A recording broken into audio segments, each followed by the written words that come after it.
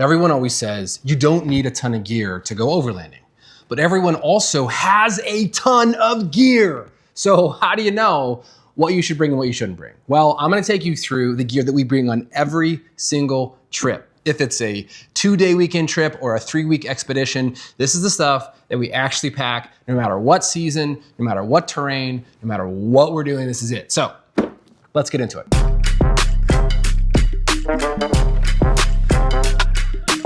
Hi, I'm Will from Venture to Roam, and I have a confession to make. I love gear. I'm a total gear guy. I probably have invested more time and money in overlanding gear than most people out there. It's to the point where I have a bunch of gear that I'm not really using. I have a storage unit that is starting to fill up with overlanding gear. So I'm gonna help you maybe not make some of those mistakes and show you exactly what we bring on every single trip. So I'm gonna show you our complete setup and break it down into these categories. And there's so much stuff that I'm gonna have to use notes here. So the categories that we're breaking it down into are comms and nav, vehicle essentials, shelter and sleeping gear, cooking and food supplies, safety and first aid, clothing and personal items, and entertainment and comfort. Well, that is a lot of stuff. So there's only one way to do this, and that's to get started. The first category is navigation and comms. So let me just take you through the things that we bring on every trip. This is a GMRS radio. So I would say GMRS is the best kind of radio you can get for general off-roading and overlanding. CB is dead, unfortunately. I used to love my CB radios, but that's dead. Ham is a little bit too much. Ham radios are, you have to get a license and be like a licensed operator, and they're great, but they can be a little too much.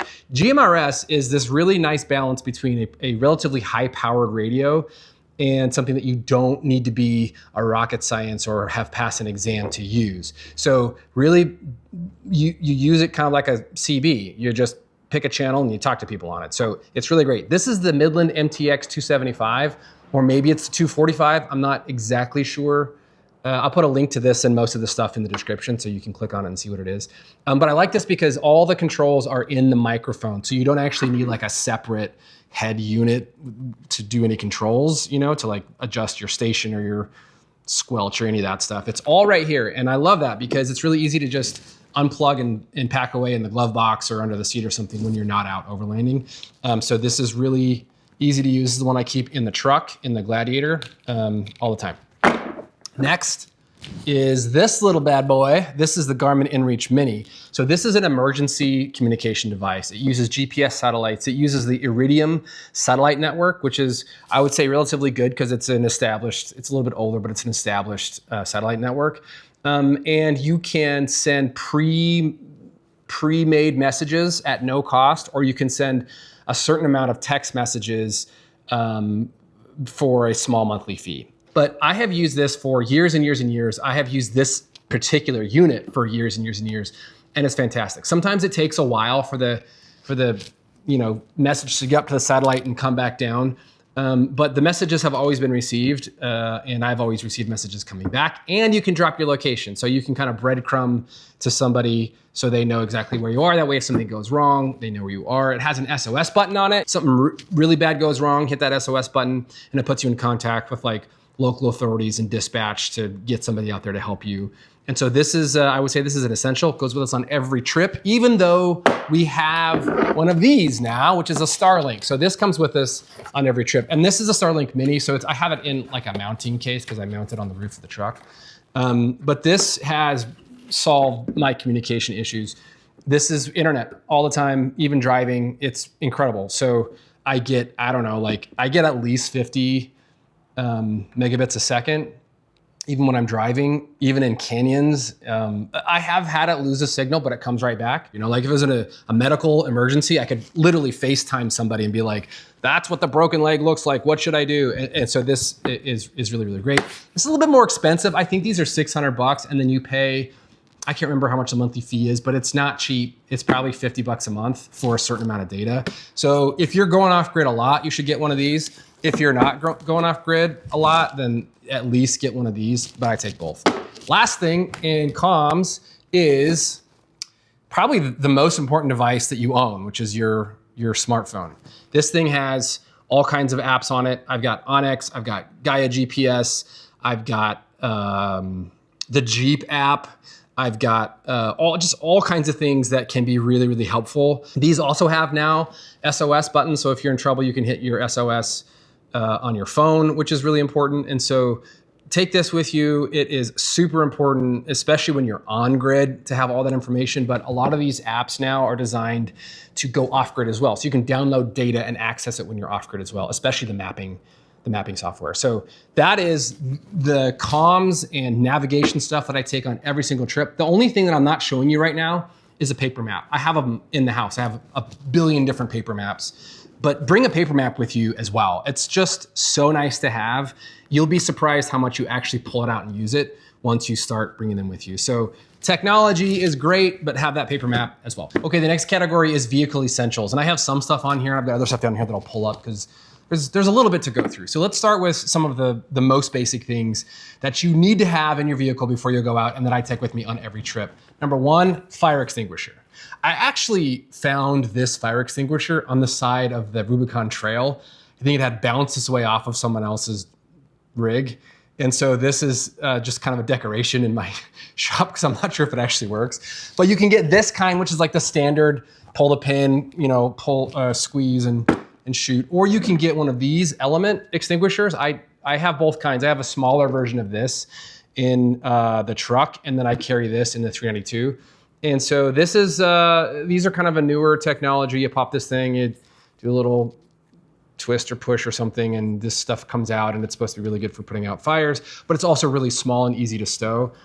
These aren't cheap. I think these are around $80 or something like that. And I think you can get a decent fire extinguisher for a lot less than that. So just, make a choice on what you think is going to work best in your vehicle and what you have a budget for, but you should definitely have one, and we have one in each vehicle. Okay, then, so that's like if things catch on fire.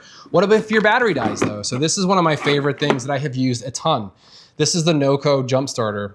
So this will jumpstart your battery, and I carry one of these in both of our vehicles, and I've used them a ton, not just on my vehicle, on other people's vehicles.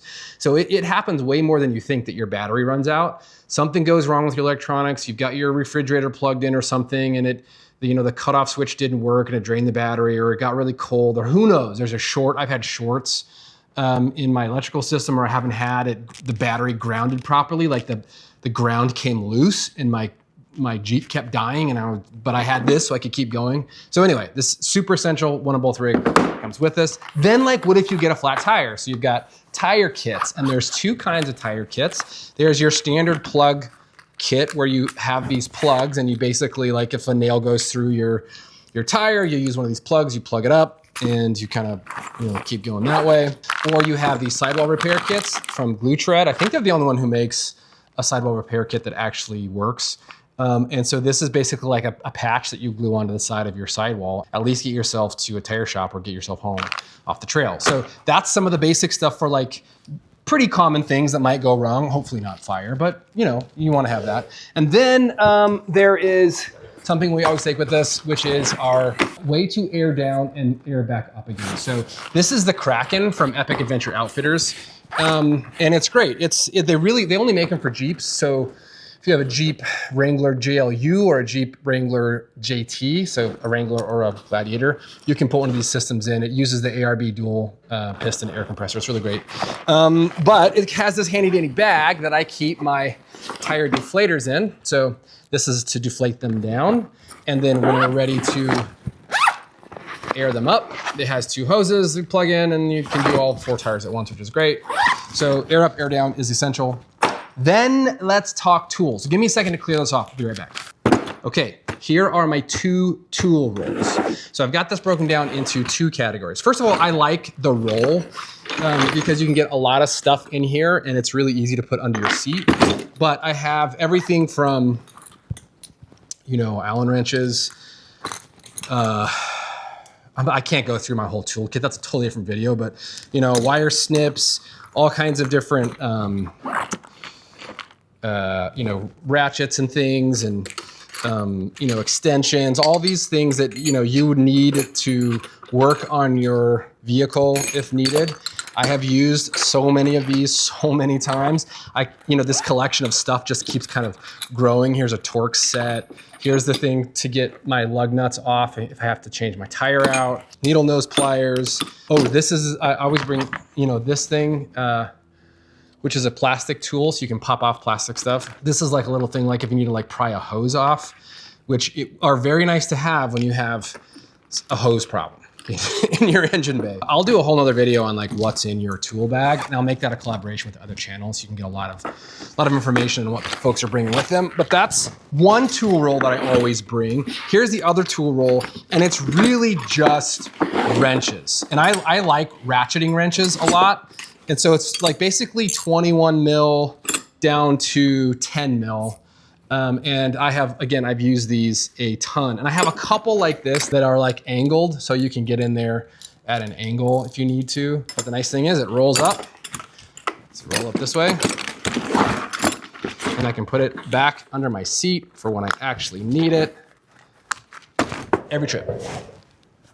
Okay, I have a few things left to show you. In terms of vehicle, you need to have recovery equipment. This goes with me on every trip. I have two of these. I have one of these for each of my vehicles. This is a Factor 55 sawtooth bag. Now, they're a sponsor of the channel, but they're not sponsoring this video. This is just what I actually bring with me. By the way, there are no sponsors of this video.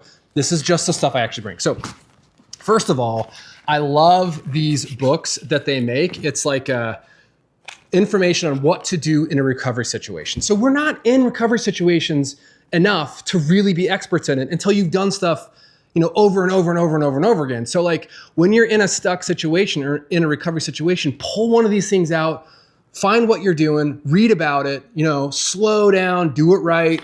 I love that. So I reference these all the time. You can see these are like very well used. And then inside this bag are things that, most people should have with them all the time on every trip. Soft shackles, there's different kinds of soft shackles in here. A tow strap. I haven't used this one.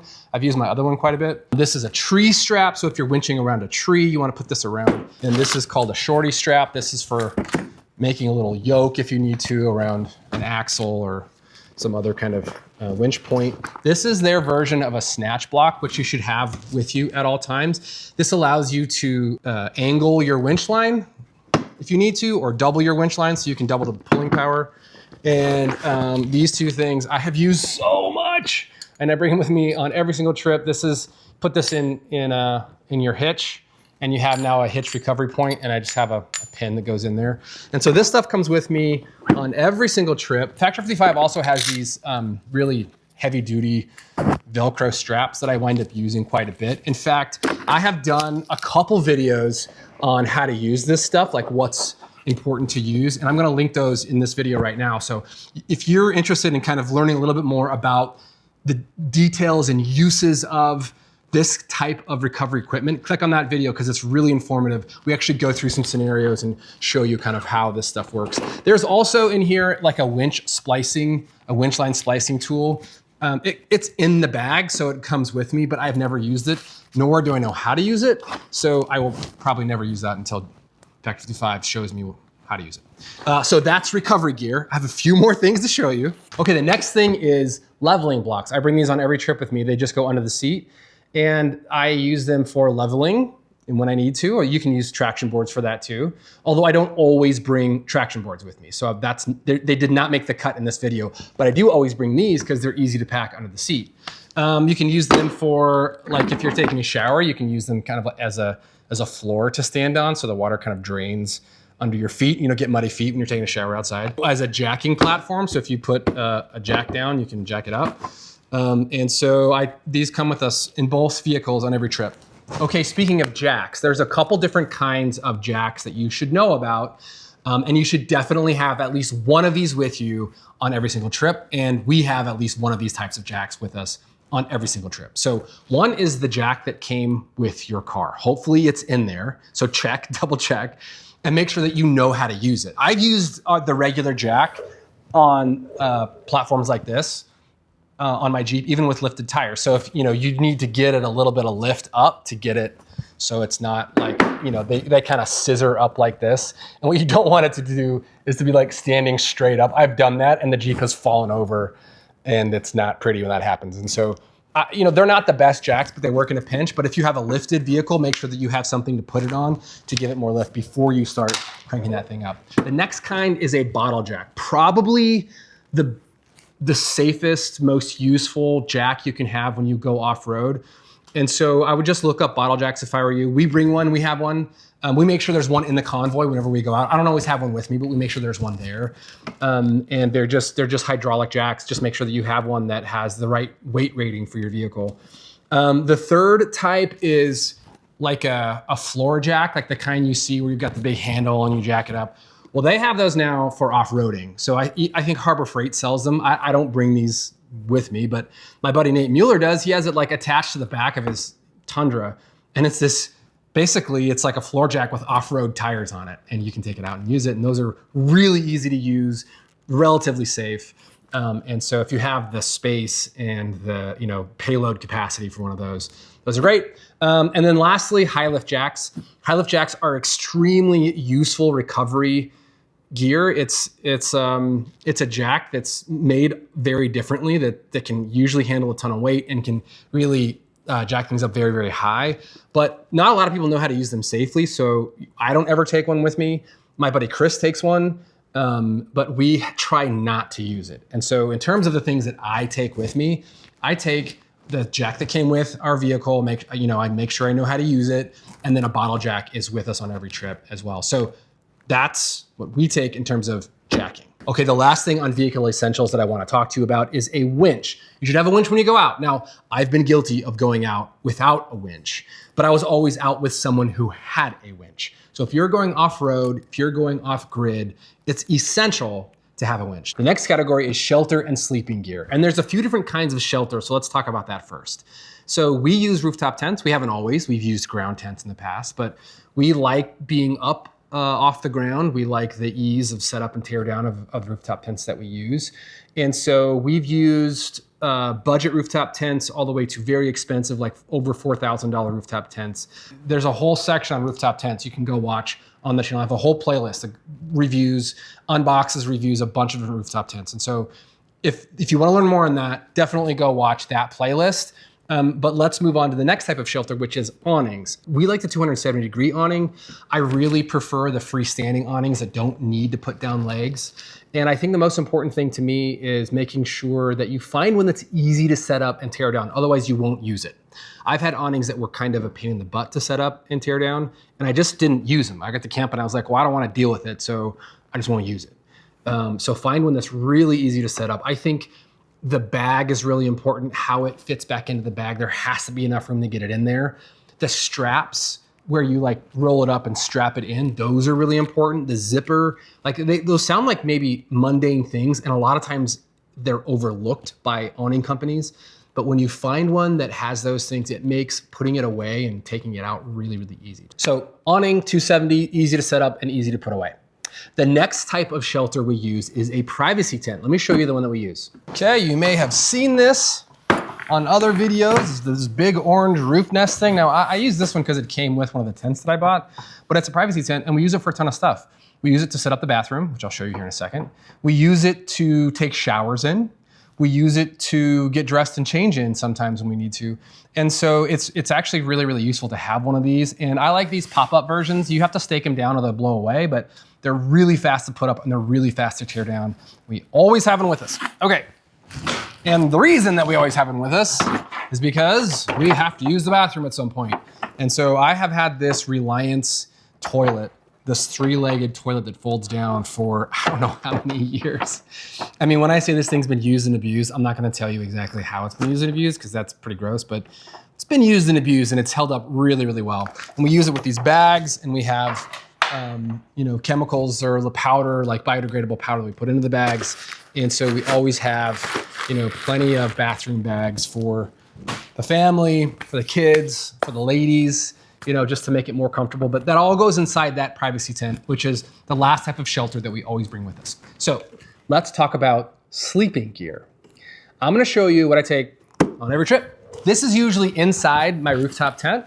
One of the deal breakers for me in terms of rooftop tents is whether or not I can leave my bedding up there. So having a Jeep, which has like zero storage, I need all the room I can get. And so this stuff has to go up in the rooftop tent. So first of all, these pillows are from Thermarest, and they are full of memory foam chunks. So they're kind of chunky, but the cool thing is they compact down really easily, like for squishing into the rooftop tent. But then if you give them a little bit, fill them with air, they become really puffy. And I have 2 of them with me, so it's you know, nice and cushy there. I also have started using the Hest pillows. Now, the reason I didn't show you the Hest pillows is because Kate has co-opted them and she won't give them back to me. They're really, really good. They are so comfortable. I don't know what kind of magical foam they put in those things, but it compresses down thin enough to go into the rooftop tent, and it is by far the most comfortable camping pillow I have ever used. So definitely look up Hest. It's a great pillow. Okay, sleeping bag. This is the one that I use 90% of the time, unless it's gonna be like 90 degrees at night. I use this, and this is my Mountain Hardwear 0 degree sleeping bag. It's a mummy bag. I camp a lot in colder weather. In the fall, it gets cold in the mountains here in Idaho. Even in the spring and in the summer, sometimes if you're high enough, it gets cool up there. And so I use this as a blanket. If it's warm, I just kind of like lay it over me as a blanket. And then in the winter, I zip it all the way up and keeps me super warm. If it's gonna be really cold, I'll bring another sleeping bag and put it over this one to get more insulation. And then, you know, this last year I started using a diesel heater, which helps in the cold as well. I don't bring it with me on every trip though, so that diesel heater is not going in this video. But this thing I do, and I love it. It was not cheap, but it was worth every single penny, and I love it. Are you getting sick of me yet? I might be getting sick of me at this point. I feel like I've been talking a lot. And the good news is the next category, which is cooking and food supplies, I recently filmed Kate as she was reorganizing our new drawers in the back of our Jeep. And she walks through how she organized them, but in the process, she shows you all the cooking stuff that we bring and the food supplies. And so I'm going to just show you that right now. Okay, so I'm going to show you drawer number 1, which is sort of our kitchen essentials drawer. So we pull it open here. You can see it's nice and Tetrised in here. I don't want stuff moving around too much as we're driving. So first things first, we've got this nice bag here that's got all of our coffee essentials. So unzip it and you can see we've got our Jetboil, we've got 2 Aeropresses that fits in here, and then all of our coffee accoutrement. We get that out first thing in the morning. It has everything we need. Here's our container for our hot water. Then below it, we start to get more things that are important that we can get right away. Got these nice dividers just to keep everything clean and where I want it. I've got my silverware here, some of the essentials like measuring spoons, wine opener, gotta have that, of course, can opener, and then the other utensils that we need. We have our next most critical things. They fit really nicely together. We're used to it from being in our box, but we've got 2, actually 3 pans here, 1, 2, and then a stock pot that's collapsible. That all fits nicely there.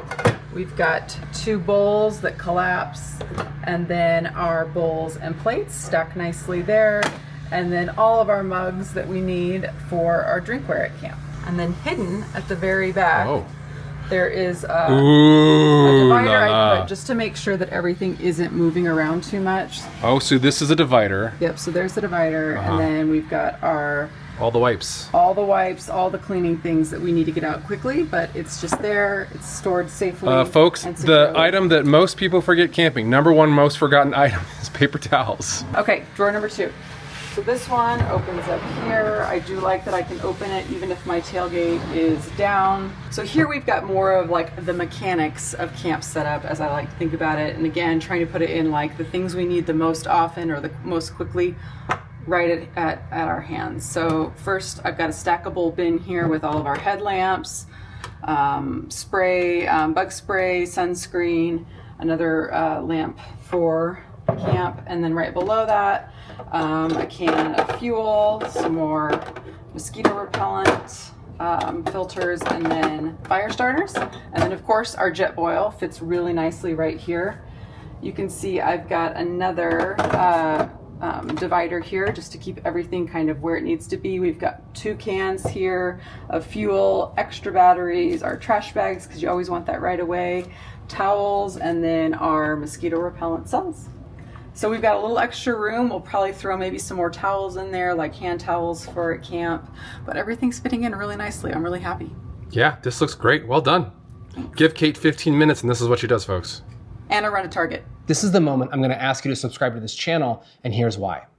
I need you as a subscriber. If you find this information useful and you want me to make more of it like this, then it really helps when you subscribe. So the more subscribers I have, the more people might see these videos, the more views they get, the more YouTube pays me kind of pennies on the dollar, and I can keep making more videos like this. So I need you to subscribe. It helps me a tremendous amount and it doesn't cost you a thing. So please subscribe. The next category is water and hydration. Now you should plan for about 1 gallon per person per day when you're out off grid.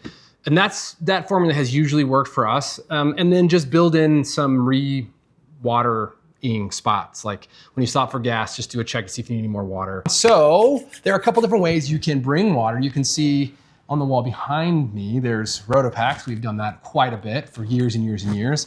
In fact, we used to use this system where it's broken now, but it's worked really well for a long time.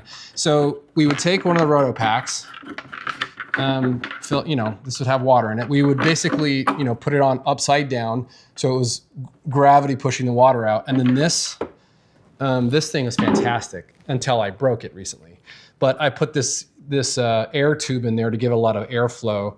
And then you just crank it on. And when it gets going, the pressure is great. So you can fill things up really, really fast.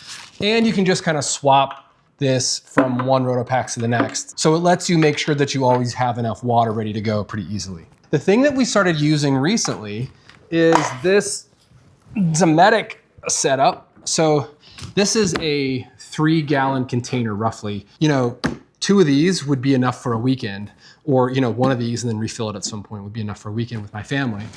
And so the way this thing works is you just tap it twice and then tap it once to stop. And it's got this little rechargeable pump on there, which is fantastic. I love it. It doesn't have a lot of water pressure, so I kind of get annoyed with how long it takes to fill things up. But it's an automatic battery powered pump. So what am I really complaining about? So that's been great. And then I want to show you one more thing. This also comes with us on every trip, and this is a survival pump. So this thing you can put into most water sources. It's a pump and it has a hose with a pre-filter on it. You put it, you connect it, and you can pump in water. So if you needed like an emergency, if you were stranded someplace and you needed water, you could use this to get water that shouldn't make you sick. So it's really, really important to have one of these on you, and it's something that we take on every trip. The next category is safety and first aid. And here's what we bring with us on every trip. First aid kit, along with the SAM splint. So I covered this in my last video where I talked about how to plan a weekend trip, and I talked about some stuff to bring with you. And the SAM splint is really, really important because spraining your ankle or your wrist or something is pretty common, and so this allows you to make a bit of a brace that you can use in combination with an ace bandage to immobilize a wrist or something, or an ankle, to keep it from getting worse, to stabilize it and to help get you off the trail. So I would definitely recommend adding a SAM splint to whatever first aid kit you wind up getting. There are some great first aid kit companies out there, MyMedic and others. And so I haven't opened this in a while. I'm not even sure what's in here.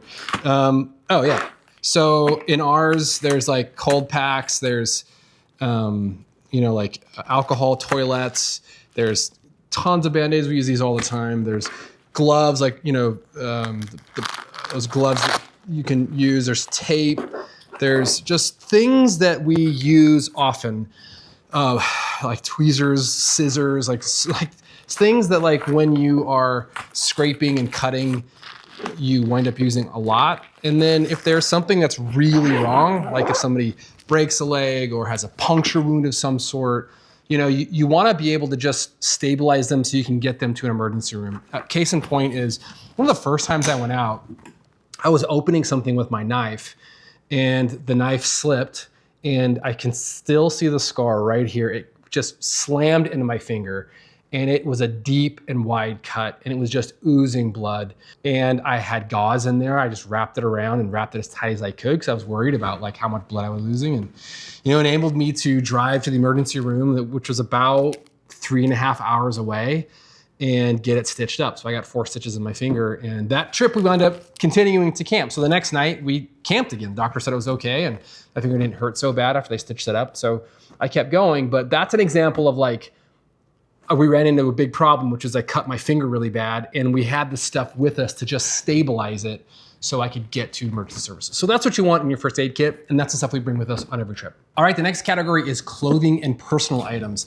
And what I wanna share with you is the bag that I use to put my stuff in. I'm not gonna tell you what to pack. You should pack clothes to wear, pants, shorts, underwear, shirts. Definitely pack layers to sleep in. I went through how we pack our clothes and like our sleeping gear in the last video that I made, which is how to plan a weekend camping trip. And I'll link that video to this video so you can watch that right now if you want to see all the stuff that we take with us in terms of sleeping, like, pajamas and all that. So, but this is a bag that has been with us for years and years and years. I think we got it at like Sierra Trading Post or something. It's made by the brand Gary or Jerry, not sure. But it's this, I don't know, almost like PVC type material, which is great for dust. So when we're out there, it's zipped up, it's pretty dust proof, and it's really easy to just clean it off versus a canvas that sometimes kind of soaks in that dust and it's harder to clean off. So it winds up getting dust on less stuff, and less dust gets in the stuff that's in here. Got 2 big side pockets here, and when you're not using it, it folds into one of these end pockets. So it kind of collapses down into this little thing, and I just throw it in my closet at home. This thing has been fantastic. We bought 2 of these. When Kate and I go out on a weekend, we share one. When we go out on longer trips, we each have our own. And this is enough, this is enough for like a 5-day trip for me. If I go longer, I have other bags that I use, but this is what I wanted to share with you because this is the bag that I take with me most often on the trail. Well, folks, we've arrived at the last category, which is entertainment and comfort. And there's not a lot to share on this one.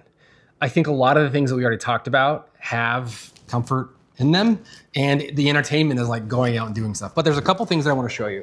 So this comes with me on every trip. This is my iPad. It's an iPad mini. I've had it forever. It's not Pro or, I don't even know what version it is, but it's old because I read books on it, or I download something soothing that I can listen to at night to kind of put me to sleep. And so this is key for me. I always bring it, and I love reading in the tent at night. So that's one. And then these are really cool. These are Bluetooth headphones that you can sleep in. For the kids, we've had like campfire stories playing, just not on headphones, but just playing out loud in the tent to help them kind of focus and go to sleep. And so anyway, that's as far as entertainment goes. The rest of the entertainment is the trip itself, is sitting around the fire, talking to your friends, is watching the sunset, is looking at the stars. I mean, all of those things, hiking, going for a swim, that's the real entertainment of going out like this. But these are the things that I bring with me every time. So now let's talk about comfort. First, I just want to talk about being able to see at night. And there's a couple things that we always bring with us. First, these little lanterns from Goal Zero. It's probably the best product that Goal Zero has ever or will ever make, which is just a very simple collapsible LED lantern that you can recharge it's got a solar thing on it to recharge. And so you can just put these in your dash while you're driving, and it charges while you're on the road, and you've got plenty of power to run these things at night. And what I like about them is you can have them on real low light. So you can hang them in your tent, you can put them down on the ground or on camp just so you don't run into stuff. They're really, really useful, and they're pretty affordable too. I want to say these are 20 or 30 bucks, maybe 50, but I think they're 20 or 30. Well worth the money. I use them all the time. The other thing that I always bring with me is some form of headlamp. Now, I didn't grab any one in particular because I don't grab any one in particular when I go out. I have one caveat, is that I want it to have a red light on it. I think having a red light on your headlamp is so huge in terms of comfort, because not like blasting the person across from you, like you forget to turn your headlamp off and they're like, it's enough light. Like if you need to walk out and go to the bathroom or something like that, it's enough light that you can see where you're going without being too much, so your eyes don't get kind of screwed up. And then it doesn't draw bugs to you. So like when you're wearing a headlamp that's on white light or whatever, you get bugs like literally like buzzing you. And so that's the only kind of caveat I have when it comes to headlamps, but I do bring one with me all the time. And then the last thing is this, in terms of comfort, a good chair. A good chair goes a long way. And we've been using these Cascadia Tech chairs. We buy them at Costco. We get them on sale, like 2 for $60 or something like that. Like we just wait until they go on sale. And when they do, we buy some because we go through them. You know, we use them so much. They're close to the fire. So sometimes embers will kind of melt them a little bit. They're really lightweight. They have aluminum frames. And so they're really light. They pack down really small and they're great. They're a little bit harder to set up and tear down because you have to disassemble the chair, but they're really comfortable to sit in. I've also loved the Dometic chair. Let me show you that one. This bad boy is like the Cadillac of camp chairs, but it's kind of heavy and it's kind of big. So if like I'm going out by myself and I'm taking the truck, I might throw this in the back because it's super fast and easy to set up and it's a really comfortable chair. But most of the time we're bringing these because we've got, you know, the family coming with us. There's 4 of us. These are light, they're easy to set up, and they're super comfortable at camp. All right, folks, that is it, kind of. So that's most of the things that we bring with us on every trip, no matter what. But there are other things that we bring with us depending on where we're going, the time of year, and different factors. And so I think we'll be making some more videos based on those factors that might have different types of gear that we bring with us. Now, if this information is helpful to you, I'm gonna put some links on the screen right now to playlists that have content like this for people who are searching for what to bring, how to plan, how to find campsites, and other topics like that. So if that's useful to you, I recommend clicking on those videos right now. Until next time, I'm Will from Venture to Roam. Thanks for watching.